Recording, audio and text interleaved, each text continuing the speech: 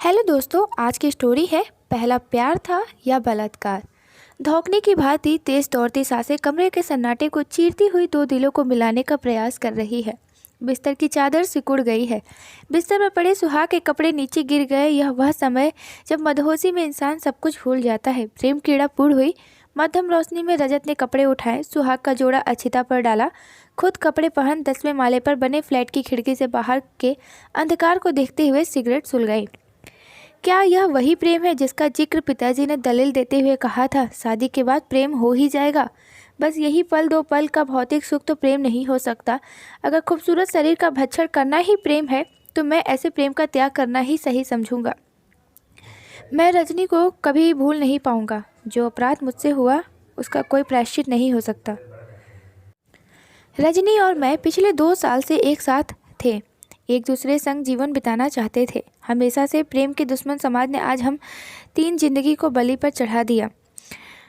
रजनी ने फांसी लगा ली और अक्षिता, जिसका कोई दोष नहीं, वो बेवजह इन सब में अपना जीवन होम कर डालेगी, क्योंकि मैं उसको कभी दिल से अपना नहीं पाऊंगा। शादी के बाद यह एक साथ हमारी पहली रात है। उसको अपनाने का प्रयास किया लेकिन विफल रहा। नज़रों के सामने सिर्फ रजनी ही थी। प्रेम शारीरिक और मानसिक होता है। शारीरिक प्रेम मानसिक प्रेम में तब्दील हो जाता है। पुराने ज़माने में शादी पहले होती थी और प्रेम बाद में, और अपने आप ही हो जाता। यही सब दलील देकर पिताजी और माँ ने मुझे लाख विरोध के बाद शादी के लिए मना ही लिया। रजनी और अक्षिता में ज़मीन आसमान का अंतर है। साधारण से दिखने वाली रजनी, अप्सरा से दिखने वाली अक्षिता कहा जाए तो अतिशयोक्ति नहीं होगी। ऐसी सुंदर लड़की पाने के लिए लोग तरसते हैं, लेकिन सिर्फ सुंदर होना ही प्रेम के लिए काफ़ी नहीं होता। गांव की गंवार और शहर की रजनी की मानसिकता में भी फ़र्क है।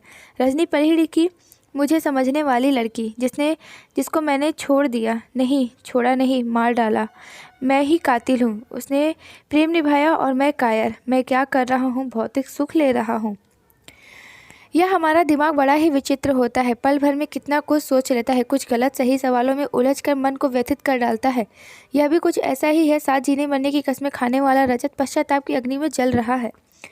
कमरे की मध्यम रोशनी में रजत घुटने के बल बैठा और सुलग रहा है उसका दिल। बिस्तर पर बैठी अक्षिता कमरे के फर्श पर पड़ी जलती हुई सिगरेट के धुएं में अपने भविष्य को तलाश रही है। दोनों की लाल आंखों को देख भाई भाभी मजाक कर रहे हैं। अक्षिता ने बड़े के पैर छुए, भाभी से गले लगी, कुछ कानाफूसी हुई और ठहाके। बहुत हुआ हंसी ठाठा। बहू नहा ले, पूजा में बैठना है, फिर कल तो तुम लोग चले ही जाओगे। सासू माँ ने कुछ ऐसे लहजे में कहा जो किसी को शूल की भांति चुभने से लगे। हनीमून के लिए नैनीताल की तैयारी करने में बड़े भाई ने कोई कसर बाकी नहीं छोड़ी।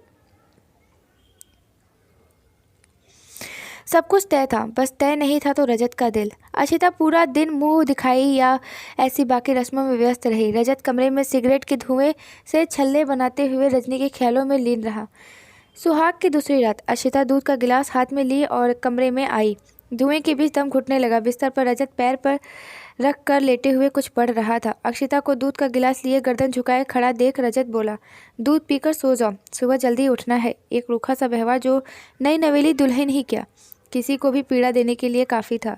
टेबल पर दूध ढक कर रख दिया। बिस्तर के दूसरे कोने में सिमट कर लेट गई। बत्ती बुझ गई लेकिन नींद दोनों ही आंखों में जगाए हुए हैं। शायद दोनों की ही आंखें सोते हुए भी अपने अपने ख्वाबों में व्यस्त है। ऐसे दृश्य को देखकर कई अप्रिय घटना का घटित निश्चित लगता है।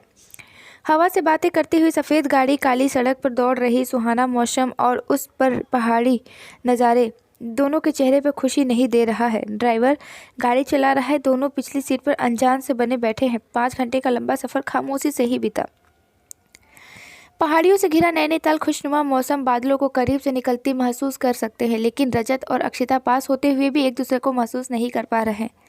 पहाड़ी पर बने होटल का सुंदर कमरा जो हनीमून स्पेशल कहलाता है, सच में स्पेशल है। सजा हुआ बिस्तर, शीशे पार दिखती पहाड़ी वादियों में रिझाने में विफल हुई।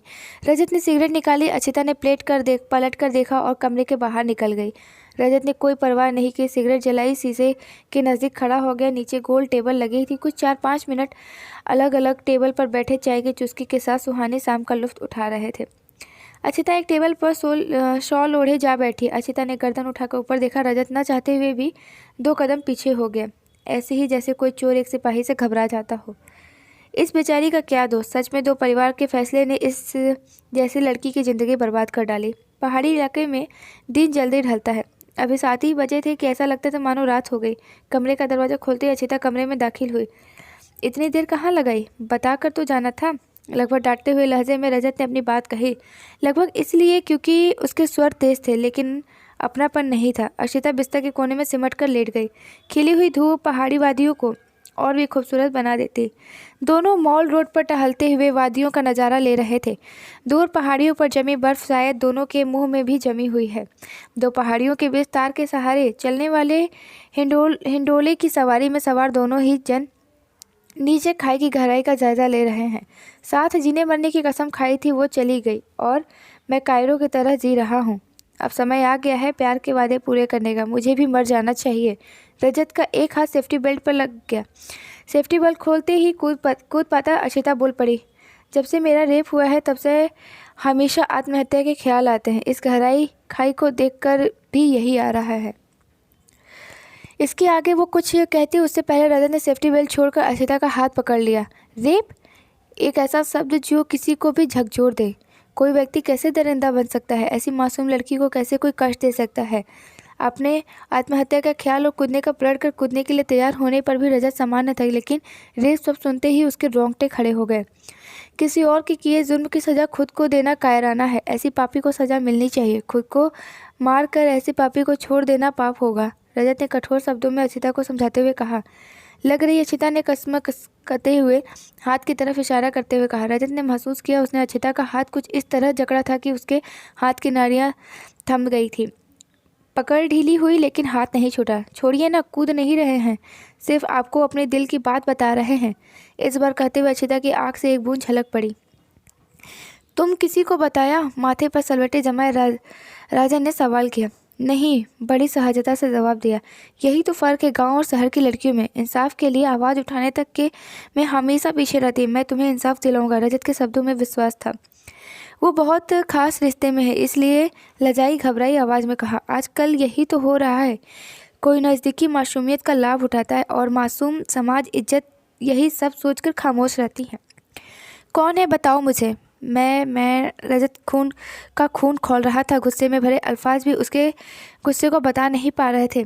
टन की आवाज़ के साथ सफ़र खत्म हुआ। हिंडोला वापस नीचे आ चुका था। रजत ने हाथ छोड़ दिया। हाथ छूटते ही अचिता आगे बढ़ गई। मैं तुम्हारा पति हूँ, तुम मुझे बता सकती हो। रजत पीछे था और अचिता के कदम होटल की तरफ बढ़े चले जा रहे थे।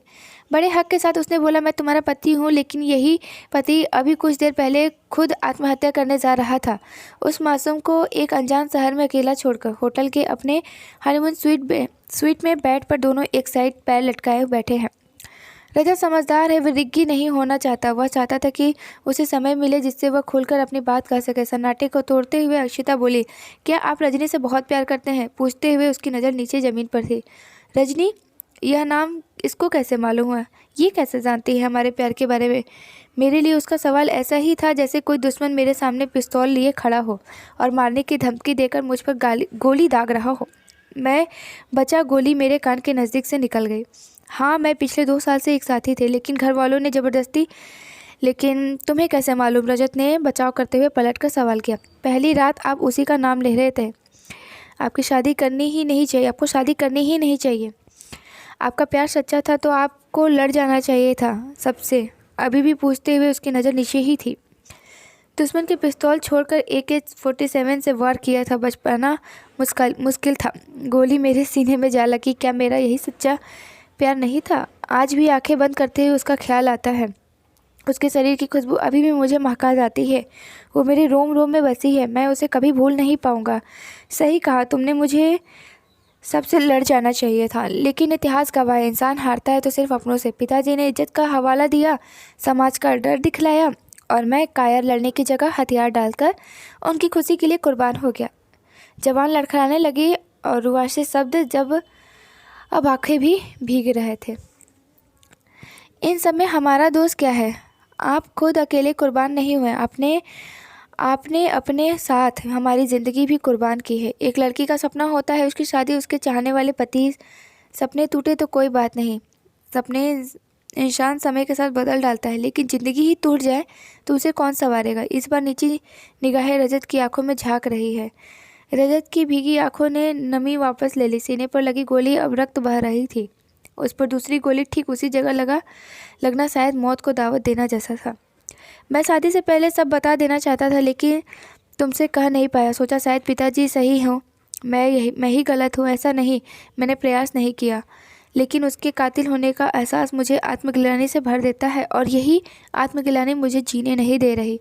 कातिल किसके? वो मेरी आंखों में लगातार देखे जा रही थी। अब मैं उसके अधिक नज़र नहीं मिला सकता। कातिल तो मैं था ही, लेकिन अब इस निर्दोष का भी गुनहगार हूँ।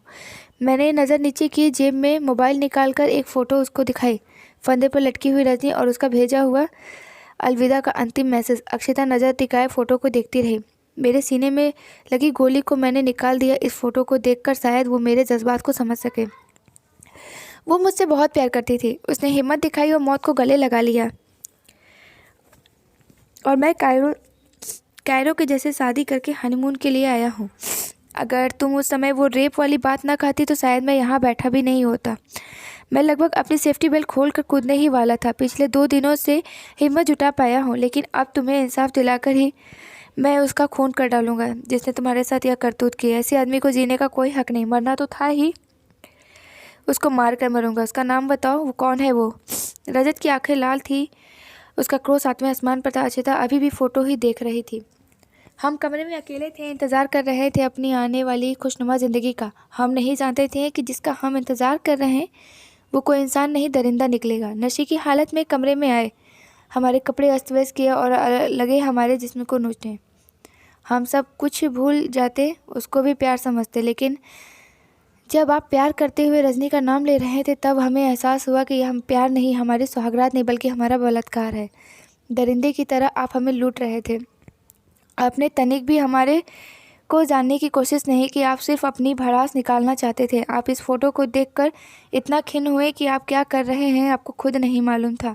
मैं कैसे कहूँ वो मेरी सुहागरात थी? मैं कैसे मानूँ कि वो प्यार था? वैसे भी यह लफ्ज़ मुझे काफ़ी समझ आ गया। प्यार, लोग कहते हैं प्यार एक एहसास है जो दिखता नहीं, सिर्फ महसूस होता है, 2 जिस्मों को एक करता है। लेकिन वो एहसास कहाँ था? वहाँ तो पीड़ा थी, दर्द था। दर्द उसके पति का किसी और लड़की का नाम ले कर उसके साथ। वो शांत हो गई, उसके चेहरे में देख रहा था, और वो भी अभी भी मोबाइल में फ़ोटो। मेरा मुंह खुला रह गया। AK-47 की लगी गोलियों में निकाल चुका था, लेकिन अब दुश्मन मेरे सामने तोप लिए खड़ा था।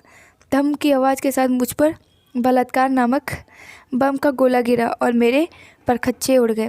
यह वास्तविकता थी जिसको झुठलाया नहीं जा सकता था। जो कुछ उसने कहा 100% सही था। वो सुहागरात हो ही नहीं सकती। यह कैसा प्रयास था जिसने मुझे दरिंदा बना दिया? यह कैसा प्रयास जिसने मुझे एक मासूम का बलात्कारी बना डाला? अभी तक कातिल होने की आत्मग्लानि मुझे खाए जा रही थी, अब एक बलात्कारी होना मेरे लिए घातक ही था। मैं दोनों हाथों से मुंह को ढके अपने आंसुओं को छुपा रहा था, जबकि नहीं जानता था कि उसको मेरे इन आंसुओं का कोई प्रभाव नहीं पड़ेगा भी या नहीं। मेरे जिस्म के टुकड़े बम के धमाके के साथ ज़मीन पर बिखरे पड़े थे। इनको समेट कर कई क्रियाक्रम कर दे, संजीवनी बूटी सुंघा कर मुझे पुनः जीवित कर दे। तो दोस्तों, आपको ये स्टोरी कैसी लगी कमेंट करके ज़रूर बताइएगा। वीडियो पसंद आएगी तो प्लीज़ वीडियो को लाइक करिएगा, शेयर करिएगा, और अगर आप मेरे चैनल पर नए हैं तो मेरे चैनल को सब्सक्राइब जरूर करिएगा। तो चलिए मिलते हैं कुछ ऐसी इंटरेस्टिंग स्टोरी के साथ अपने नेक्स्ट वीडियो में। तब तक के लिए bye bye and take care.